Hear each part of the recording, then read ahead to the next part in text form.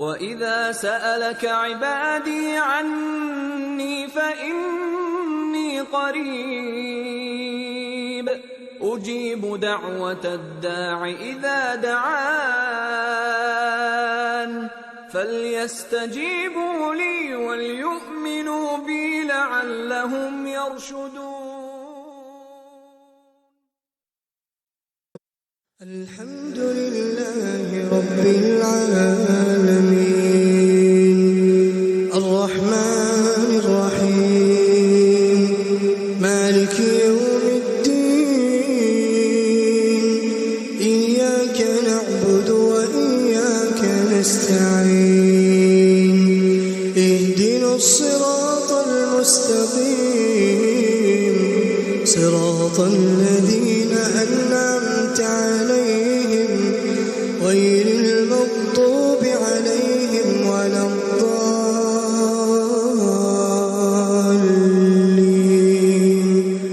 آمين. كنتم خير أمة أخرجت للناس تأمرون بالمعروف وتنهون عن المنكر وتؤمنون بالله ولو آمن أهل الكتاب لكان خيرا لهم منهم المؤمنون وأكثرهم الفاسقون. لن يضروكم إلا أذى وإن يقاتلوكم يولوكم الأدبار ثم لا ينصرون. ضربت عليهم الذلة أينما ثقفوا إلا بحبل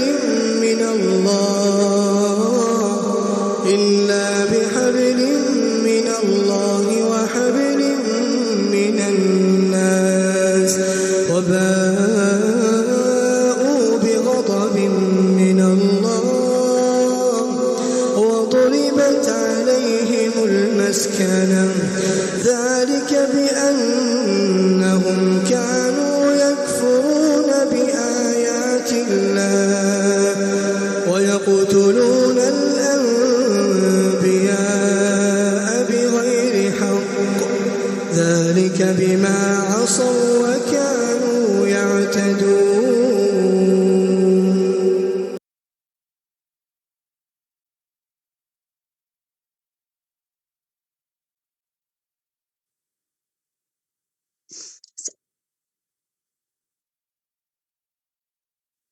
السلام علیکم ورحمۃ اللہ وبرکاتہ. نحمده ونصلی علی رسولہ الکریم اما بعد فاعوذ باللہ من الشیطان الرجیم بسم اللہ الرحمن الرحیم. رب اشرح لی صدری ویسر لی امری واحلل عقدۃ من لسانی یفقهوا قولی واجعل لی وزیرا من اہلی رب زدنی علما. اللہم فقہنا فی الدین. اللهم اجعلنا من الذين آمنوا وعملوا الصالحات وتواصوا بالحق وتواصوا بالصبر. آمین یا رب العالمین. الحمدللہ ہماری دعا سیریز اور اس میں لاسٹ ٹائم جو ہم نے دعا پڑھی تھی وہ اللہ تعالیٰ نے مومنوں کو سکھائی کس وجہ سے، تاکہ ہم جو ہے وہ شیطان مردود سے پناہ مانگ سکیں. نہ صرف یہ کہ اس کے وسوسوں سے بلکہ اس بات سے بھی ہم اللہ تعالیٰ کی پناہ طلب کریں کہ وہ ہمارے پاس بھی حاضر ہو. اور آپ دیکھیے کہ شیطان جو ہے وہ ہمارے ہر معاملے میں بالکل ہمارے ساتھ ہی لگا ہوا ہوتا ہے. اور پھر اسی طرح یہ کہ جس لیول کا آپ کا ایمان ہوتا ہے پھر شیطان آپ کو اسی طرح کے ہتھ کنڈوں سے جو ہے وہ آگے تنگ کرتا ہے یا وسوسے ڈالتا ہے. جیسے نبی صلی اللہ علیہ وسلم نے جب ایک دفعہ فرمایا کہ ہر انسان کے ساتھ ایک شیطان لگا ہوا ہے، تو صحابہ کرام نے پوچھا یا رسول اللہ کہ آپ کے ساتھ بھی لگا ہوا ہے؟ نبی صلی اللہ علیہ وسلم نے فرمایا کہ ہاں بالکل میرے ساتھ بھی ایک شیطان ہے، لیکن اللہ تعالیٰ نے میری مدد کی اور میرا شیطان جو ہے وہ مسلمان ہو گیا اور اب وہ مجھے صرف اچھائیاں ہی الہام کرتا ہے.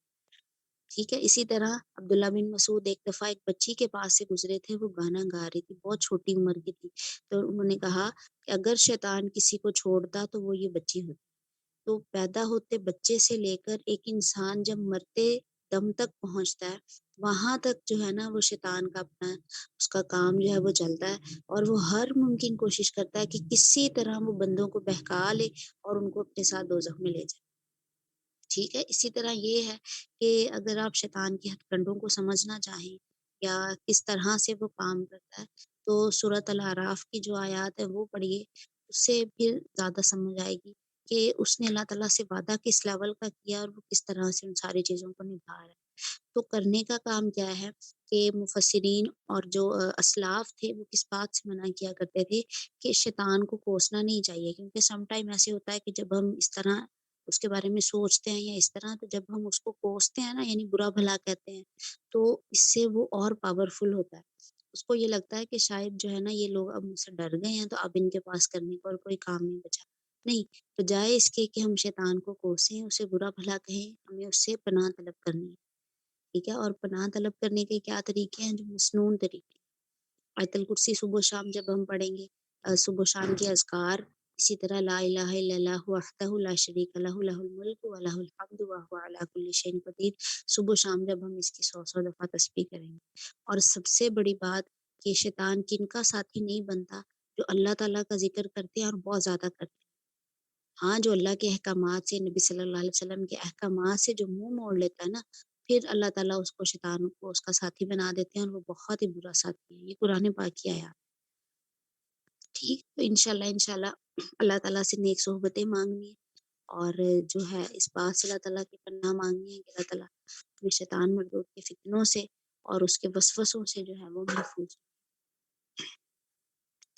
آج کی جو ہماری دعا ہے وہ سورۃ المومنون آیت نمبر 109 اور 118، ان دونوں آیات کو ہم انشاءاللہ کمبائن کریں گے۔ ان آیات کو کمبائن کرنے کا کیا مقصد ہے؟ آپ دیکھیں، جیسے یہ ہم نے جو پڑھی تھی، یہ شیطان کے وسوسوں سے بچنے کی جو دعا تھی، یہ نبی صلی اللہ علیہ وسلم کو کب سکھائی گئی؟ کہ جب دین کا کام انہوں نے کرنا تھا، ٹھیک ہے، ادفع باللتی ہی احسن، تو اس میں شیطان نے بہت سارے وسوسے ڈالنے تھے، اور لوگ اگر دین کی بات پوچھتے یا ایک سے دوسری دفعہ ایک ہی بات بار بار پوچھتے، بیچ میں ہماری انا آڑے آ جاتی، یا شیطان ہمیں اکساتا ان چیزوں کے بارے میں، یا ہمیں ہماری نیت اس سے وار کرتا اور ریاکاری میں ہمیں مبتلا کر دیتا۔ تو ان چیزوں سے بچنے کے لیے اللہ تعالیٰ نے جو ہے وہ یہ دعا سکھائی تھی۔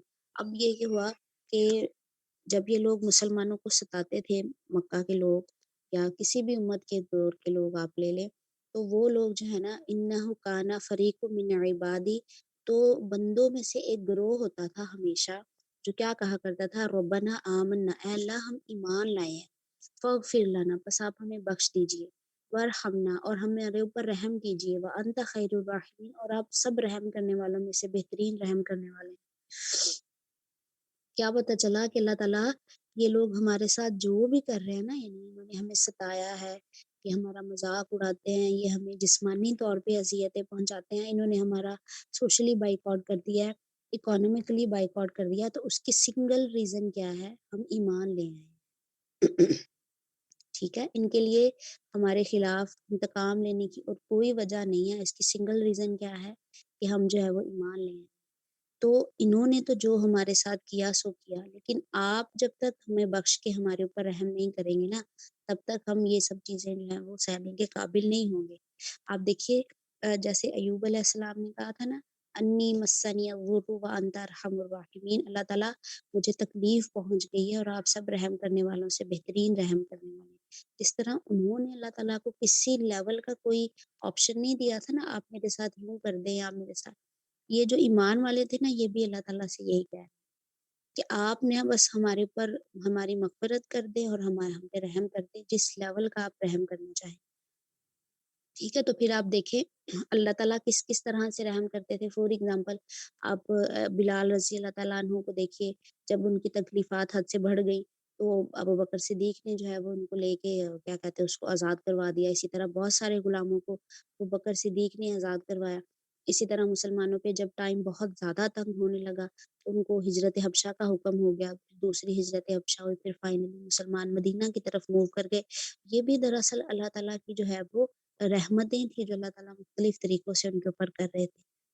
ٹھیک ہو گیا؟ تو یہ جو پہلی دعا ہے نا، اس میں تذکرہ ہے ان لوگوں کا جو اللہ تعالیٰ سے بخشش طلب کرتے تھے۔ کیوں؟ کیونکہ وہ ایمان لے کر آئے تھے اور لوگوں نے ان کا جینا جو ہے وہ تنگ کیا ہوا تھا۔ اور یہ جو دوسری دعا ہے نا، یہ اس سورت کی سب سے آخری آیت ہے، وَقُلْ رَبِّ اغْفِرْ وَارْحَمْ وَأَنْتَ خَيْرُ الرَّاحِمِينَ، اور آپ کہہ دیجئے کہ اے میرے پروردگار تو بخش دے اور رحم کر، اور تو سب مہربانوں سے بہترین رحم کرنے والا ہے۔ یعنی جس کام سے لوگ چڑ رہے ہیں نا، جس کام پہ تمہیں زیادہ مصیبتیں، زیادہ اذیتیں ہیں، اور جس کام سے لوگ تمہیں ٹونٹ زیادہ کریں نا، اللہ تعالیٰ اسی کام کا حکم دے رہے ہیں۔ کیوں؟ کیونکہ بھلائی اسی میں ہے۔ نارملی کیا ہوتا ہے، جب جس چیز پہ ہماری مخالفت ہو رہی ہوتی ہے نا، ہم سمجھتے ہیں کہ شاید یہ کام غلط ہے، یا ایک ٹائم آتا ہے ہمیں یہ لگنے لگ جاتا ہے شاید میرا طریقہ غلط ہے۔ ٹھیک ہے؟ تو اللہ تعالیٰ نا ایک طرح سے ان کی تائید کر رہے ہیں کہ تمہارا کام بھی بالکل ٹھیک ہے، تمہارا طریقہ بھی بالکل ٹھیک ہے۔ جس کام سے وہ چڑ رہے ہیں وہ اللہ سے مغفرت اور رحم کی طلب کرنا ہے نا، تو تم مانگو مجھ سے یہ ساری چیزیں، میں عطا کروں گا۔ ٹھیک؟ یہاں پہ جو ہے وہ اللہ تعالیٰ کیا حکم دے رہے ہیں کہ مغفرت اور رحمت اللہ تعالیٰ سے طلب کرو، کیونکہ اللہ تعالیٰ سے بہترین رحم کرنے والا کوئی بھی نہیں۔ ٹھیک ہے؟ تو مومن بندوں کا ایک گروہ جب اللہ تعالیٰ سے مغفرت کی دعائیں کرتا تھا تو یہ لوگ ان کا مذاق اڑایا کرتے تھے، انہوں نے ان کو مذاق کی چیز جو ہے وہ سمجھا ہوا تھا۔ یہاں پہ اس دعا کی جو لطیف معنویت ہے، یعنی اس کی جو باریکی ہے وہ یہی ہے کہ اللہ تعالیٰ نا ان لوگوں کو پھر معاف کرنے سے انکار کر دیں گے جنہوں نے مومنوں کا مذاق اڑایا تھا۔ ٹھیک ہے؟ اب اللہ تعالیٰ نبی صلی اللہ علیہ وسلم کو اور ضمناً تمام صحابہ کرام کو حکم دے رہے ہیں کہ تم یہ دعا مانگا کرو، اور اگر کوئی بھی ایسے لوگوں کا مذاق اڑائے، اس میں ہر بندے کے لیے جو ہے وہ ایک طرح سے وارننگ ہے اللہ تعالیٰ کے لیے کہ کوئی بھی بندہ جب اللہ تعالیٰ کے مسلمان بندوں کو ستایا کرتا ہے نا، پھر اللہ تعالیٰ اس کا یہ آخرت میں پھر اس کا کوئی حصہ نہیں ہوتا، اور جو ہے وہ آخرت میں وہ ذلیل و خوار۔ یہاں سے کیا پتہ چلتا ہے؟ آپ دیکھیں کہ یہ جو آخری آیت ہے، وَقُلْ رَبِّ اغْفِرْ وَارْحَمْ وَأَنْتَ خَيْرُ الرَّاحِمِينَ، اور آپ کہہ دیجئے کہ تو بخش دے مجھے اور رحم کر۔ سورۃ المومنون کی جو پہلی 10 آیات ہیں نا، ان کے ساتھ اگر آپ اس آخری آیات کو جو ہے وہ ریلیٹ کریں تو آپ دیکھیں پہلی آیت میں اللہ تعالیٰ کیا فرماتے ہیں، قَدْ أَفْلَحَ الْمُؤْمِنُونَ، تحقیق فلاح پالی، مومنوں نے، کامیاب ہو گئے مومن۔ ٹھیک ہے؟ پھر آگے ان مومنین کی صفات کہ وہ جو الذین هم فی صلاتہم خاشعون والذین هم للزکاۃ فاعلون، وہ جو زکوٰۃ ادا کرنے والے ہیں، وہ جو لغو سے بچنے والے ہیں، اور اسی طرح اس کی 10-11 آیات جو ہے نا اس میں ہے اولئک هم یعنی کہ وہ لوگ جو جنت الفردوس کے وارث ہیں۔ تو کب بنیں گے ہم وارث؟ ہماری فلاح، ہماری کامیابی اس کا دار مدار کس بات پر ہے؟ جب ہم اللہ تعالیٰ سے بخشش طلب کرنے والے ہوں گے اور اللہ تعالیٰ کی رحمت کے طلبگار ہوں گے، اور سب سے بڑی بات جب اللہ تعالیٰ ہمیں بخش دیں گے اور ہمارے اوپر رحم کریں گے۔ کیوں؟ کیونکہ اللہ تعالیٰ نے جنت کو بھی اپنی رحمت کا، اللہ تعالیٰ نبی صلی اللہ علیہ وسلم نے فرمایا، اللہ تعالیٰ فرماتے ہیں کہ جنت میری رحمت ہے، اور اسی طرح دوزخ کو اللہ تعالیٰ نے اپنا غضب کہا ہے۔ تو دنیا میں اللہ تعالیٰ کی کتنی رحمت ہے؟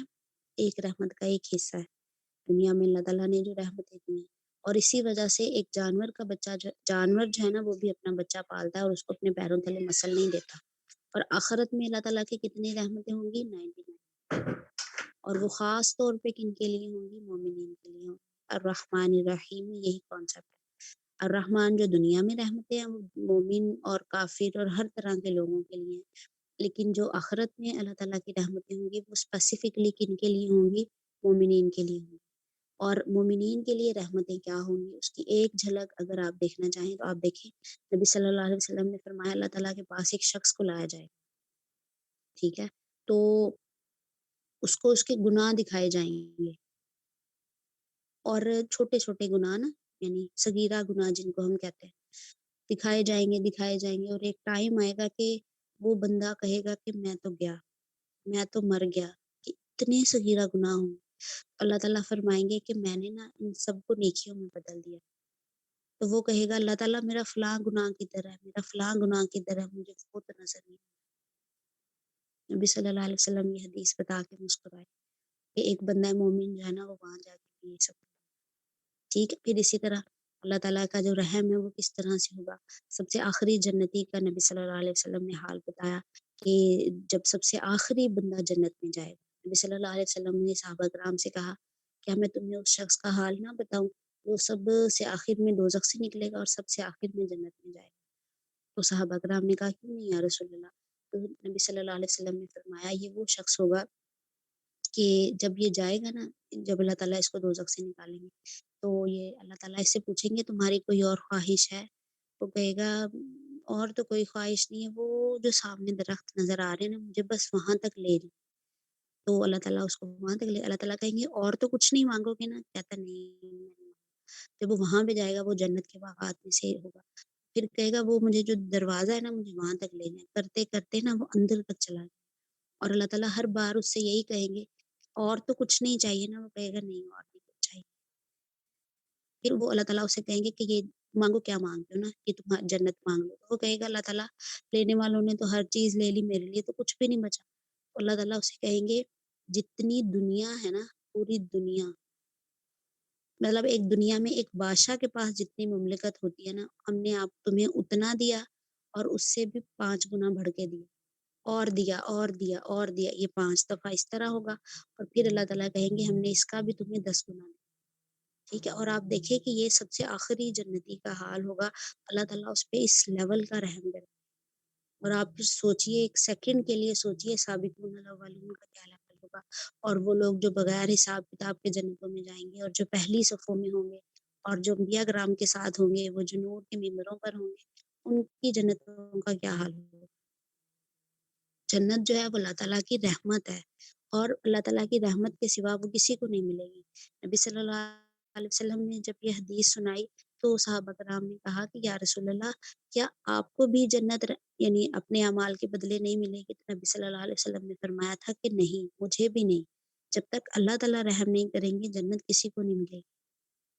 ٹھیک ہے، ایون کہا جاتا ہے کہ ایک شخص کہے گا کہ اللہ تعالیٰ مجھے میرے اعمال کے بدلے میں جنت چاہیے، تو اللہ تعالیٰ اس کے کہیں گے کہ ٹھیک ہے، تمہاری جتنی ساری نیکیاں نا پہلے میں ان سے اپنی نعمتوں کا حساب لیتا ہوں، تو اس کی زندگی کی جتنی نیکیاں ہوں گی نا وہ ساری کی ساری لے لی جائیں گی، اور ابھی ایک آنکھ کی نعمت جو ہے نا اس کا بھی بدلہ نہیں چکایا جا سکے۔ تو کیا پتہ چلا کہ نہ صرف یہ کہ دنیا میں ہم اللہ تعالیٰ کی رحمت کے طلبگار ہیں، ہر قدم پہ ہمیں اللہ کی رحمت درکار ہے، بلکہ ہمیں آخرت کا بھی ایک قدم ہم نہیں اٹھا سکتے، نہ آگے پیچھے ہو سکتے جب تک اللہ تعالیٰ ہمارے پر رحم۔ تو آپ سوچئے، ایک سیکنڈ کے لیے سوچئے کہ اس دعا کی کتنی ضرورت ہوگی پھر، رب اغفر وارحم وانت خیر الراحمین۔ آپ سب رحم کرنے والوں سے بہترین رحم کرنے والے ہیں۔ اور اس دعا کو اگر ہم پریکٹیکلی اپنی لائف میں دیکھیں تو ہم اس کو کس طرح سے ریلیٹ کر سکتے ہیں۔ آپ دیکھیں، جیسے میں آپ کو بتایا تھا نا، اللہ تعالیٰ کو آپشن نہیں دینے، اللہ تعالیٰ اپنا بس میری فلاں جگہ پہ جاب کرا دے اور کوئی ایسا سسٹم ہو جائے کہ اتنی تنخواہ ہو اور جو ہے نا وہ اتنے سے اتنا میرا ٹائمنگ ہو اور وہ مہینے کی اس تاریخ تک میری تنخواہ دے دیں، پھر میں ٹھیک ہوں۔ نہیں، آپشن نہیں دینے، آپ کہیں اللہ تعالیٰ آپ سب رحم کرنے والوں سے بڑھ کر رحم کرنے والے ہیں، میرا معاملہ آپ کے سپرد ہے۔ اور آپ دیکھیے اللہ تعالیٰ آپ کے لیے کس کس طرح کے راستے کھول، کیونکہ اللہ تعالیٰ کیا فرماتے ہیں کہ میں بندے کو اس کے گمان کے مطابق ملتا ہوں۔ جو بندہ میرے لیے اللہ میرے بندے کا جو گمان میرے متعلق ہوتا ہے میں اس کے ساتھ اسی طرح کا معاملہ کرتا ہوں۔ جب ہم اللہ تعالیٰ سے انبیاء کرام کے لیول کی دعائیں مانگیں گے نا اور ان کے جتنا یقین اور توکل، تو اللہ تعالیٰ پھر ہمارے ساتھ وہی معاملہ کرتا ہے۔ ان کے اللہ تعالیٰ اور نہیں تھے نہ ہمارے اللہ تعالیٰ اور، ایک ہی رب ہے، سب کی وہی سنتے ہیں، سب کی بگڑی وہی بناتے ہیں، ہر کسی کو وہی عطا کرتے ہیں، رحم کرتے ہیں، بخشش دیتے ہیں۔ اور سب سے بڑی بات یہ ہے اللہ تعالیٰ کے سوا نا کوئی معاف نہیں کر سکتا۔ ٹھیک ہے، جب تک اللہ معاف نہ کرے۔ سورۃ توبہ میں اللہ تعالیٰ فرماتے ہیں نا کہ وہ تمہیں خوش کرنا چاہتے ہیں، نبی صلی اللہ علیہ وسلم کو اور مومنوں کو جو منافقین تھے، لیکن وہ جب تک اللہ تعالیٰ کو راضی نہیں کریں گے نا ان کا کوئی عمل جو ہے وہ کسی کام نہیں آئے۔ تو بجائے اس کے کہ ہم لوگوں کی خوشنودی حاصل کرنے کے چکروں میں رہیں اور ان کے آگے پیچھے پھریں، ہمیں کیا کرنا؟ اللہ تعالیٰ کی خوشنودی طلب کرنی، اللہ سے بخشش مانگنی ہے، کیونکہ اللہ تعالیٰ کو وہ مومن خطا کار بہت پسند ہے جو توبہ کرے۔ ٹھیک ہے؟ اللہ تعالیٰ محبت کرتے ہیں توبہ کرنے والوں سے، تو اس کا کیا مطلب؟ توبہ